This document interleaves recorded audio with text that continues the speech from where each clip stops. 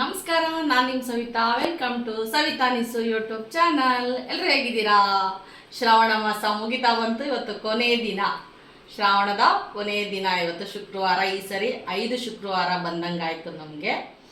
ಹಾಗೆಯೇ ನಾನು ಇವತ್ತು ಅದನ್ನು ಹೇಳ್ತಾನೆ ಒಂದು ತಿಂಡಿ ಮಾಡ್ತಾ ಇದ್ದೀನಿ. ಅದು ಯಾವ ತಿಂಡಿ ಅಂದರೆ ವಾಂಗಿಬಾತ್ ಅಂತೇಳಿ. ಹಾಗೆ ನಿಮಗೂ ಕೂಡ ನಾನು ಯಾವ ಥರ ಮಾಡ್ತೀನಿ, ಏನೇನು ಇಂಗ್ರೀಡಿಯೆಂಟ್ಸ್ ತೊಗೊಂಡಿದ್ದೀನಿ ಅಂತ ಹೇಳ್ತಾ ಬನ್ನಿ ನೋಡೋಣ. ಏನೇನು ಇಂಗ್ರೀಡಿಯೆಂಟ್ಸ್ ತೊಗೊಂಡಿದ್ದೀನಿ ವಾಂಗಿಬಾತ್ಗೆ ಅಂತ ಹೇಳಿ ತೋರಿಸ್ತೀನಿ. ಮೊದಲಿಗೆ ನಾನು ವಾಂಗಿಬಾತ್ಗೆ ಪೌಡರ್ ಮಾಡ್ಕೋಬೇಕು. ಅದಕ್ಕೆ ಏನೇನೆಲ್ಲ ಇಂಗ್ರೀಡಿಯೆಂಟ್ಸ್ ತೊಗೊಂಡಿದ್ದೀನಿ ಅಂತೇಳಿ ನಿಮಗೆ ಹೇಳ್ತಾ ಇದ್ದೀನಿ. ನಾನು ಒಂದು 3 ಜನಕ್ಕೆ 2 ಸರಿ ವಾಂಗಿಬಾತ್ ಮಾಡೋವಷ್ಟು ಪೌಡ್ರನ್ನು ಮಾಡ್ಕೊತಾ ಇದ್ದೀನಿ. ಇಲ್ಲಿ ನೋಡಿ, ನಾನು ಒಂದು ಚಿಕ್ಕ ಬೌಲಲ್ಲಿ 1 ಬೌಲು ಕೊತ್ತಂಬರಿ ತೊಗೊಂಡಿದ್ದೀನಿ, ಒಂದು 4 ಟೇಬಲ್ ಸ್ಪೂನು ಕಡಲೆಬೇಳೆ ತೊಗೊಂಡಿದ್ದೀನಿ, ಒಂದು 4 ಟೇಬಲ್ ಸ್ಪೂನು ಉದ್ದಿನಬೇಳೆ ತೊಗೊಂಡಿದ್ದೀನಿ, ಹಾಗೆಯೇ 1 ಟೇಬಲ್ ಸ್ಪೂನು ಮೆಂತ್ಯ ತೊಗೊಂಡಿದ್ದೀನಿ, ಒಂದು 2-2.5 ಅಥವಾ 3 ಇಂಚು ಚಕ್ಕೆ ಜಾಸ್ತಿ ಇರಬೇಕು ಇದಕ್ಕೆ, ಹಾಗಾಗಿ ಒಂದು 3 ಇಂಚಷ್ಟು ಚಕ್ಕೆನ ಮುರಿದಿಟ್ಕೊಂಡಿದ್ದೀನಿ, ಒಂದು 7-8 ಲವಂಗ ತೊಗೊಂಡಿದ್ದೀನಿ, ಒಂದು 4 ಏಲಕ್ಕಿ ತೊಗೊಂಡಿದ್ದೀನಿ, ಹಾಗೆ ಅರ್ಧ ಟೇಬಲ್ ಸ್ಪೂನ್ ಮೆಣಸು ತೊಗೊಂಡಿದ್ದೀನಿ, ಹಾಗೆಯೇ ಒಂದು ಅರ್ಧ ಬಟ್ಲು ಕೊಬ್ಬರಿ, ಒಣ ಕೊಬ್ಬರಿನ ನಾನು ಹೆಚ್ಚಿಟ್ಕೊಂಡಿದ್ದೀನಿ, ಹಾಗೆಯೇ 1 ಟೇಬಲ್ ಸ್ಪೂನ್ ಗಸಗಸೆ ಕೂಡ ತೊಗೊಂಡಿದ್ದೀನಿ. ಕ್ವಾಂಟಿಟಿ ಇದನ್ನು ಎಷ್ಟು ಹಾಕ್ತೀವೋ ಅಷ್ಟು ವಾಂಗಿಬಾತು ತುಂಬ ರುಚಿಯಾಗಿರುತ್ತೆ. ನಾನಿಲ್ಲಿ 1 ಸ್ಪೂನ್ ತೊಗೊಂಡಿದ್ದೀನಿ. ಹಾಗೆಯೇ ಸ್ವಲ್ಪ ಫ್ರೈ ಮಾಡೋದಕ್ಕೆ ಕರ್ಬೇವಿನ ಸೊಪ್ಪು ಕೂಡ ತೊಗೊಂಡಿದ್ದೀನಿ, ಜೊತೆಗೆ ಜಾಪತ್ರೆನೂ ಕೂಡ ಒಂದು ಅರ್ಧ ಪೀಸನ್ನು ತೊಗೊಂಡಿದ್ದೀನಿ. ಅದಕ್ಕೆ ನಾನು ಖಾರಕ್ಕೆ ಗುಂಟೂರು ಮೆಣಸಿನ್ಕಾಯಿ ಒಂದು 10 ತೊಗೊಂಡಿದ್ದೀನಿ, ರುಚಿಗೆ ಬ್ಯಾಡಗಿ ಮೆಣಸಿನ್ಕಾಯಿನ ಒಂದು 10 ತೊಗೊಂಡಿದ್ದೀನಿ. ಇದಷ್ಟು ನಾನು ಎಣ್ಣೆ ಒಳಗೆ ಫ್ರೈ ಮಾಡ್ಕೊತೀನಿ. ಹಾಗೆ 1 ಟೇಬಲ್ ಸ್ಪೂನಷ್ಟು ಜೀರಿಗೆನೂ ಕೂಡ ತೊಗೊಂಡಿದ್ದೀನಿ, ಜೊತೆಗೆ ಹಿಂಗನ್ನು ಕೂಡ ಹಾಕ್ತಾಯಿದ್ದೀನಿ. ಇದಕ್ಕೆ ಒಗ್ಗರಣೆ ಮಾಡೋದಕ್ಕೂ ಕೂಡ ನಾನು ಜೊತೆಗೆ ಹೇಳ್ಬಿಡ್ತೀನಿ ನಿಮಗೆ ಏನೇನು ತೊಗೊಂಡಿದ್ದೀನಿ ಅಂತ. ಅದಕ್ಕೆ ಒಗ್ಗರಣೆ ಮಾಡೋದಕ್ಕೆ ಜೀರಿಗೆ ಮತ್ತು ಸಾಸಿವೆ, ಆಮೇಲೆ ಕರಿಬೇವಿನ ಸೊಪ್ಪು, ಸ್ವಲ್ಪ ಬಟಾಣಿ ಇಲ್ಲ ಅಂದರೆ ನೀವು ಫ್ರೈಗೆ ಶೇಂಗಾ ಹಾಕ್ಕೋಬೋದು. ಇಲ್ಲಿ ನಾನು ಹಸಿ ಬಟಾಣಿ ತೊಗೊಂಡಿದ್ದೀನಿ. ಹಾಗೆ 1/4 kg ವಾಂಗಿಬಾತ್ಗೆ ಮೈಸೂರು ಬದನೆಕಾಯಿ ಅಥವಾ ಬಿಳಿ ಬದನೆಕಾಯನ್ನು 1/4 kg ಹೆಚ್ಚಿ ಇಟ್ಕೊಂಡಿದ್ದೀನಿ. ಹಾಗೆ ಆಯಿಲ್ ನಿಮಗೆ ಎಷ್ಟು ಬೇಕೋ ಅಷ್ಟು ಯೂಸ್ ಮಾಡ್ಕೋಬೋದು ನೀವು ರುಚಿಗೆ ತಕ್ಕಂಗೆ. ಈಗ ಬನ್ನಿ ನೋಡೋಣ ಏನೇನೆಲ್ಲ ನಾನು ಹಾಕಿ ಯಾವ ಥರ ಪೌಡ್ರ್ ಮಾಡ್ತೀನಿ ಅಂತೇಳಿ. ಮೊದಲಿಗೆ ಹೇಳೋದನ್ನು ನಾನು ಮತ್ತೆ ನೋಡಿ, ರೈಸನ್ನು ನಾನು ಒಂದು 3 ಆಗೋವಷ್ಟನ್ನು ನಾನು ಆರಿಸಿ ಇಟ್ಕೊಂಡಿದ್ದೀನಿ ಇಲ್ಲಿ. ಇವಾಗ ಬನ್ನಿ ಎಲ್ಲ ಫ್ರೈ ಮಾಡಿಕೊಂಡು ಪೌಡರ್ ಮಾಡ್ಕೊಳ್ಳೋಣ. ಫಸ್ಟ್ 2 ಟೇಬಲ್ ಸ್ಪೂನು ಆಯಿಲನ್ನು ಹಾಕ್ಕೊಂಡಿದ್ದೀನಿ. ಆಯಿಲಲ್ಲೇ ಎಲ್ಲ ನಾನು ಫ್ರೈ ಮಾಡ್ಕೊತಾ ಇದ್ದೀನಿ, ಯಾಕೆಂದರೆ ಮೆಣಸಿನ್ಕಾಯಿ ಹಾಕ್ತಾ ಘಾಟ್ ಆಗುತ್ತೆ, ಹಂಗಾಗಿ ಬೇಳೆಗಳು ಕೂಡ ಎಣ್ಣೆಲಿ ಹಾಕಿದರೆ ನೀಟಾಗಿ ಫ್ರೈ ಆಗುತ್ತೆ ಅನ್ನೋ ಉದ್ದೇಶದಿಂದ ನಾನು ಎಣ್ಣೆನ ಹಾಕ್ಕೊಂಡಿದ್ದೀನಿ. ಬನ್ನಿ ಇವಾಗ ಎಣ್ಣೆ ಕಾಯ್ತಾ ಇದೆ.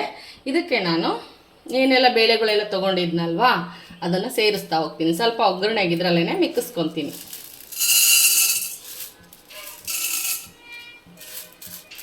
ಹಾಗೆಯೇ ಉದ್ದಿನಬೇಳೆನ ಹಾಕ್ಕೊತಾ ಇದ್ದೀನಿ.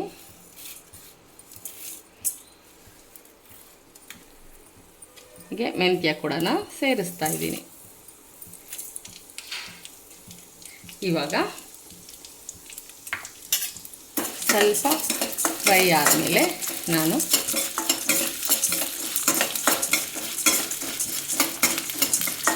ಕೊತ್ತಂಬರಿಯನ್ನು ಕೂಡ ಹಾಕ್ಕೊತೀನಿ ಇದ್ರ ಜೊತೆಗೇ. ಹಾಗೆಯೇ ಏನು ನಾನು ಮಸಾಲೆಗೆಲ್ಲ ಜಾಪತ್ರೆ ಮತ್ತು ಚಕ್ಕೆ, ಲವಂಗ, ಮೆಣಸು ಎಲ್ಲ ತೊಗೊಂಡಿದ್ನೋ ಅದನ್ನು ಕೂಡ ನಾನಿಲ್ಲಿ ಸೇರಿಸ್ಕೊತಾ ಇದ್ದೀನಿ.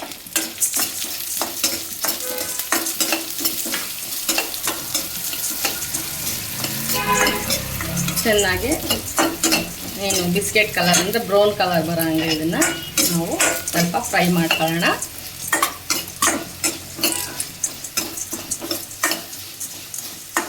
ನಾವು ಒಂದು 3/4 ಭಾಗ ಫ್ರೈ ಆದಾಗ ಸ್ವಲ್ಪ ಕೊಬ್ಬರಿ ತೊಗೊಂಡಿರ್ತೀವಲ್ಲ, ನೀವು ತುರ್ಕೋಬೋದು.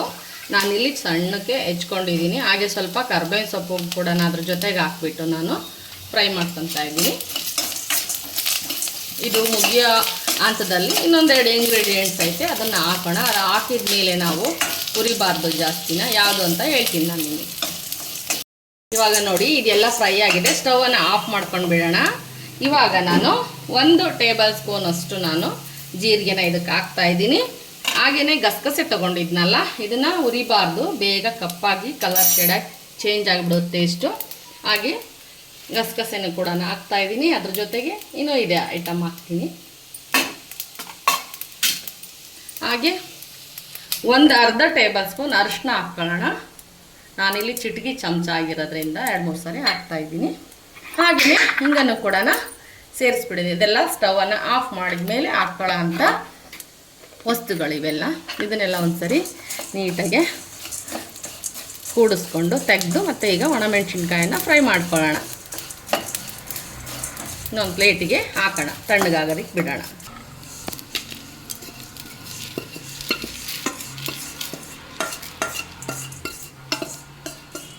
ಹಾಗೆಯೇ ನಾವು ಸ್ವಲ್ಪ ಮೆಣಸಿನ್ಕಾಯಿನೂ ಕೂಡ ಬಾಡಿಸ್ಕೊಳ್ಳೋಣ. 10 ಗುಂಟೂರು ಖಾರಕ್ಕೆ 10 ಬ್ಯಾಡಗಿ ಮೆಣಸಿನ್ಕಾಯಿ ರುಚಿಗೆ ತೊಗೊಂಡಿದ್ದೀನಿ ಇಲ್ಲಿ ನಾನು. ಅದಕ್ಕೆ ಸ್ವಲ್ಪ ಆಯಿಲನ್ನು ಹಾಕಿ ಫ್ರೈ ಮಾಡೋಣ, ಘಾಟು ಆಗೋದಿಲ್ಲ ಅಂತ ಹೇಳ್ಬಿಟ್ಟು.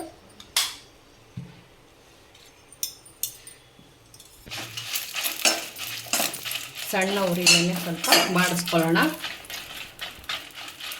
ಬಿಸಿ ಬಿಸಿಯಾಗಿ ಚೆನ್ನಾಗಿರುತ್ತೆ, ನೈವೇದ್ಯಕ್ಕೂ ಚೆನ್ನಾಗಿರುತ್ತೆ ವಾಂಗಿಬಾತು.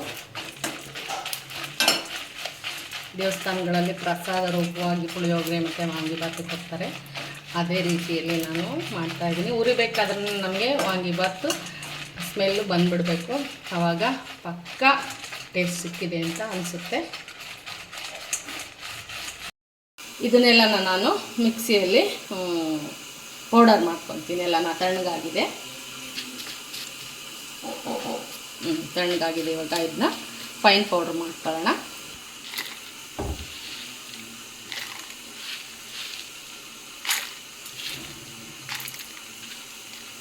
ಫಸ್ಟು ಮೆಣಸಿನ್ಕಾಯಿ ನುಣ್ಣು ಮಾಡ್ಕೊತೀನಿ. ಇವಾಗ ಮೆಣಸಿನ್ಕಾಯಿ ಎಲ್ಲ ಫಸ್ಟ್ ಒಂದು ಸರಿ ಹೊಡ್ಕೊಂಡಿದ್ದೀನಿ. ಇವಾಗ ಇದಕ್ಕೆಲ್ಲ ಬೇಳೆಕಾಳುಗಳನ್ನೆಲ್ಲ ಹಾಕ್ಕೊಂಡು ಒಂದು ಸರ್ತಿ ಮಿಕ್ಸಿ ಮಾಡ್ಕೊಂಡು ಬನ್ನಿ. ಇವಾಗ ಯಾವ ಥರ ಬಂದಿದೆ ಪೌಡರ್ ನೋಡೋಣ. ನೋಡಿ, ಈ ಥರ ಆಗಿದೆ. ಇದನ್ನು ನಾವು ಪ್ಲೇಟಿಗೆ ತಗೊಳ್ಳೋಣ. ನಾವು ಎಷ್ಟು ಬೇಕು ಅಷ್ಟನ್ನು ಬಳಸ್ಕೊಂಡು ನಾವು ಒಂದು ಕಂಟೈನರ್ಗೆ ಹಾಕಿ ಇಟ್ಕೊಂಡ್ರೆ ಇನ್ನೊಂದು ಟೈಮ್ ಮಾಡೋದಕ್ಕೆ ಬರುತ್ತೆ. ಸ್ವಲ್ಪ ಪುಡಿ ಜಾಸ್ತಿ ಇದ್ರೇ ವಾಂಗಿಬಾತು ಚೆನ್ನಾಗಾಗೋದು. ಹಾಗಾಗಿ ಇಲ್ಲಿ ನಾನು 2 ಸರಿಗಾಗೋಷ್ಟು, ಸ್ವಲ್ಪ ಜನ ಐತೆ 3 ಸರಿಗಾಗೋಷ್ಟು ಪೌಡರ್ ಆಗಿದೆ. ನಾನಿಲ್ಲಿ 3ವಾರಗೋಸ್ಕರನೇ ಮಾಡ್ತಾಯಿದ್ದೀನಿ. ಈ ಥರ ಹಾಕಿ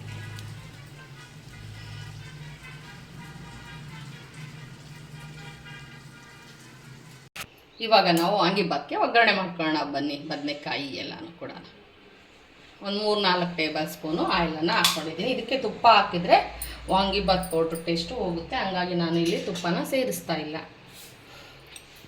ಸಾಸಿವೆ ಹಾಕ್ಕೊಳ್ಳೋಣ. ಹಾಗೆ ಸ್ವಲ್ಪ ಜೀರಿಗೆನೂ ಕೂಡ ಹಾಕ್ಕೊಳ್ಳೋಣ. ಮಿಕ್ಸಿದ್ನಲ್ವ ಕಡಲೆಬೇಳೆ ಉದ್ದಿನಬೇಳೆ, ಅದನ್ನು ಕೂಡ ಇದಕ್ಕೆ ಹಾಕೋಣ. ನೀವು ಬಟಾಣಿ ಇಲ್ಲ ಅಂತ 1-2 ಶೇಂಗಾನು ಕೂಡ ಇದಕ್ಕೆ ಹಾಕ್ಕೋಬೋದು. ನಾನಿಲ್ಲಿ ಹಸಿ ಬಟಾಣಿ ಇರೋದ್ರಿಂದ ಹಸಿ ಬಟಾಣಿಯನ್ನು ಯೂಸ್ ಮಾಡ್ತಾಯಿದ್ದೀನಿ. ಸ್ವಲ್ಪ ಕಡಲೆಬೇಳೆ ಉದ್ದಿನಬೇಳೆ ಸ್ವಲ್ಪ ಫ್ರೈ ಆದ ನಂತರ ನಾವು ಇಲ್ಲಿ ಕರ್ಬೇವಿನ ಸೊಪ್ಪನ್ನು ಹಾಕೋಣ. ಹಾಗೆಯೇ 1-2-3 ಒಗ್ಗರಣೆಗೆ ನಿಮಗೆ ಖಾರ ಬೇಕು ಅನಿಸಿದರೆ ನೀವು ಒಣಮೆಣಸಿನ್ಕಾಯಿನ ಹಾಕ್ಕೋಬೋದು. ಹಾಗೆಯೇ ಬಟಾಣಿ ತೊಗೊಂಡಿದ್ನಲ್ವ ಅದನ್ನು ಕೂಡ ಸೇರಿಸ್ತಾ ಇದ್ದೀನಿ. ಹಾಗೆ ಒಂದು ಅರ್ಧ ಹೋಳು ನಿಂಬೆಹಣ್ಣಿನ ಗಾತ್ರದ ಅಷ್ಟು ಹುಣಸೆ ಹಣ್ಣನ್ನು ನಾನು ನೆನಕೋಬೇಕಾಗಿತ್ತು, ಹೇಳೋದನ್ನು ನಿಮಗೆ ಮರ್ತ್ಬಿಟ್ಟೆ. ನಾನಿವಾಗ ಹುಣಸೆ ಹಣ್ಣನ್ನು ಕೂಡ ತೊಗೊತಾ ಇದ್ದೀನಿ. ಅರ್ಧ ಹೋಳು ನಿಂಬೆಹಣ್ಣು ಗಾತ್ರದಷ್ಟು ಹುಣಸೆ ಹಣ್ಣನ್ನು ತೊಳೆದು ನೆನಾಕಿಟ್ಕೊಂಡಿದ್ದೀನಿ. ಬನ್ನಿ ಇವಾಗ ಇದಕ್ಕೆ ಬದನೆಕಾಯನ್ನು ಹಾಕೋಣ. ಫ್ರೈ ಮಾಡಿ ಇದೊಂದು 10-15 ನಿಮಿಷ ನೀಟಾಗಿ ಎಣ್ಣೆ ಒಳಗೆ ಫ್ರೈ ಆಗಿ 1/4 kg ನಾನಿಲ್ಲಿ ಯೂಸ್ ಮಾಡಿದ್ದೀನಿ. ಇದಕ್ಕೆ ಒಂದು ಸ್ವಲ್ಪ ಉಪ್ಪು ಮತ್ತು ಒಂಚೂರು ಅರಿಶಿನ ಹಾಕಿ ಸ್ವಲ್ಪ ಒಂದು 5-10 ನಿಮಿಷ ಇದನ್ನು ಬೇಯೋದಕ್ಕೆ ಬಿಡೋಣ, ಫ್ರೈ ಮಾಡಿ. ಇವಾಗ ಇದಕ್ಕೆ ಸ್ವಲ್ಪ ಸಾಲ್ಟನ್ನು ಹಾಕ್ತೀನಿ, ಸ್ವಲ್ಪ ಸೇರಿಸ್ತೀನಿ, ನಂತರ ಆಮೇಲೆ ಹಾಕ್ತೀನಿ. ರುಚಿಗೆ ಚೂರು ಹಾಕ್ತೀನಿ, ಮತ್ತು ಬದನೆಕಾಯಿ ಎಲ್ಲ ಉಪ್ಪನ್ನು ತಿನ್ಕೊಳ್ಳಿ ಅಂತ. ಹಾಗೆ ಒಂದು ಚಿಟಿಕೆಯಷ್ಟು ಅರಿಶಿನ ಕೂಡ ಸೇರಿಸ್ತಾ ಇದ್ದೀನಿ. ಒಂದು ಸಾರಿ ಸ್ವಲ್ಪ ಫ್ರೈ ಮಾಡಿಬಿಟ್ಟು ಆಯಿಲ್ ಒಳಗೆ ಒಂದು 5-10 ನಿಮಿಷ ಇದು ಸ್ವಲ್ಪ ಫ್ರೈ ಆಗಿ ಬದನೆಕಾಯಿ 3/4 ಭಾಗ ಬೇಯಬೇಕು, ಫುಲ್ಲು ಬೇಯಿಸಬಾರ್ದು. ಇವಾಗ ಇದಕ್ಕೆ ಲಿಡ್ಡನ್ನು ಕ್ಲೋಸ್ ಮಾಡಿ ಒಂದು 5 ನಿಮಿಷ ಇದು ಫ್ರೈ ಆಗಲಿ. ಇವಾಗ ಬದನೆಕಾಯಿ ಒಂದು 3/4 ಭಾಗದಷ್ಟು ಫ್ರೈ ಆಗಿದೆ. ನಾನು ಇದಕ್ಕೆ ಹುಣಸೆ ರಸನ ತೊಗೊಂಡಿದ್ನಲ್ಲ, ಹುಣಸೆ ಹಣ್ಣನ್ನು ಅದನ್ನು ಎಲ್ಲ ಇತ್ತುಕೊಂಡು ರಸನ ತೊಗೊಂಡಿದ್ದೀನಿ. ಸಾಕು, ಜಾಸ್ತಿ ಹಾಕೋಂಥ ಅವಶ್ಯಕತೆ ಇಲ್ಲ. ಹಾಕ್ತಾಯಿದ್ರೂ ನಡೆಯುತ್ತೆ, ಸ್ವಲ್ಪ ಹಾಕಿದರೆ ವಾಂಗಿಬಾತ್ ರುಚಿ ಅಂತ ಹೇಳ್ಬಿಟ್ಟು ನಾನು ಇಲ್ಲಿ ಸೇರಿಸ್ತಾ ಇದ್ದೀನಿ. ಹಾಗೆಯೇ ನಾನು ಇವಾಗ ರುಚಿಗೆ ತಕ್ಕಷ್ಟು ಉಪ್ಪನ್ನು ಹಾಕ್ತಾಯಿದ್ದೀನಿ. ಇಲ್ಲಿ ಒಂದು ಚಮಚ, ನಿಮ್ಗೆ ಎಷ್ಟು ಬೇಕೋ ಅಷ್ಟು, ನಿಮ್ಗೆ ಎಷ್ಟು ಮಾಡ್ಕೊತಾ ಇದ್ದೀರೋ ಅಷ್ಟು ನೀವನ್ನ ಹಾಕ್ಕೊಳ್ರಿ. ನಾನು ಇಲ್ಲಿ ರುಚಿಗೆ ತಕ್ಕಷ್ಟು ಉಪ್ಪನ್ನು ಹಾಕ್ಕೊಂಡಿದ್ದೀನಿ. ಹಾಗೆ ಇವಾಗ ಪೌಡರ್ ಕೂಡ ಇದಕ್ಕೆ ಹಾಕ್ತೀನಿ. ಪೌಡರ್ ಹಾಕಿದ ಮೇಲೆ ಭಾಳ ಫ್ರೈ ಮಾಡಬಾರ್ದು. ನಾನಿಲ್ಲಿ ಒಂದು 4-5 ಸ್ಪೂನನ್ನು ಯೂಸ್ ಮಾಡ್ತಾಯಿದ್ದೀನಿ. 1 2 3 4 ಒಂದು 5 ಒಂದು ಸ್ವಲ್ಪ ಕೂಡ ಹಾಕ್ತಾರೆ. ಒಂದು ಸರಿ ಆ ಕಡೆ ಈ ಕಡೆ ಸ್ವಲ್ಪ ಬಾಡಿಸ್ಕೊಂಡು ಆಫ್ ಮಾಡ್ಕೊಂಡ್ಬಿಡ್ಬೇಕು. ಅದು ಯಾಕೆಂದರೆ ಬೇಳೆಗಳೆಲ್ಲ ಹಾಕಿರ್ತೀವಲ್ಲ, ಆಯಿಲೆಲ್ಲ ತೊಗೊಂಡು ಗಟ್ಟಿ ಆಗಿಬಿಡುತ್ತೆ. ಸಾಕು, ಆಫ್ ಮಾಡ್ತಾಯಿದ್ದೀನಿ ಸ್ಟವನ್ನು. ಇದಕ್ಕೆ ಇವಾಗ ಅನ್ನನ ನಾನು ಕಲಿಸ್ತೀನಿ. ಎಲ್ಲ ತಣ್ಣಗೆ ಮಾಡ್ಕೊಂಡಿದ್ದೆ ನಾನು. ಒಂದು ತಟ್ಟೆಗೆಲ್ಲ ಹಾಕ್ಬಿಟ್ಟು ನೋಡಿ ತಣ್ಣಗಾಗಿದೆ. ಇವಾಗ ಇದಕ್ಕೆ ನಾನು ಮಿಕ್ಸ್ ಮಾಡ್ತಾಯಿದ್ದೀನಿ.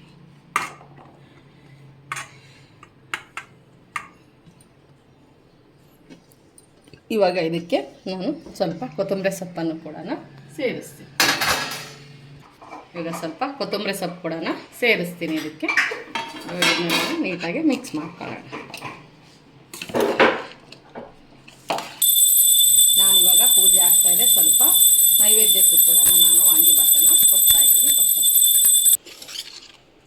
ನೋಡಿ ಈ ಥರ ಬಂದಿದೆ ವಾಂಗಿಬಾತು. ಇವಾಗ ಸರ್ವಿಂಗ್ ಬೌಲಿಗಾಗಿ ಟೇಸ್ಟ್ ಮಾಡೋಣ. ಇವಾಗ ಸರ್ವಿಂಗ್ ಪ್ಲೇಟ್ಗೆ ಹಾಕ್ಬಿಟ್ಟು ನಾವು ಟೇಸ್ಟ್ ಹೇಗೆ ಬಂದಿದೆ ಅಂತ ನೋಡೋಣ. ಯಾವ ಥರ ಬಂದಿದೆ, ಟೇಸ್ಟ್ ಹೆಂಗಾಗಿದೆ ಅಂತೇಳಿ ಟೇಸ್ಟ್ ಮಾಡೋಣ ಒಂದು ಸರ್ತಿ.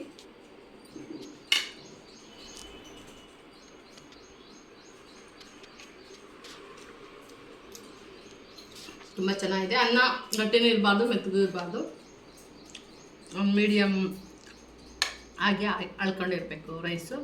ಆ ಥರ ಮಾಡಿಕೊಂಡ್ರೆ ಚೆನ್ನಾಗಿರುತ್ತೆ. ತುಂಬ ಚೆನ್ನಾಗಿದೆ. ಹಾಗೆ ನಾನು ಮಾಡಿರೋ ವಿಡಿಯೋ ನಿಮಗೆ ಇಷ್ಟ ಆಗಿದ್ರೆ ಒಂದು ಸಬ್ಸ್ಕ್ರೈಬ್ ಮಾಡ್ಕೊಳ್ಳಿ. ಹಾಗೆ ಶೇರ್ ಮಾಡಿ, ಕಮೆಂಟ್ ಮಾಡಿ ಅಂತ ಹೇಳ್ತಾ ಮತ್ತೆ ಸಿಗ್ತೀನಿ. ಬಾಯ್.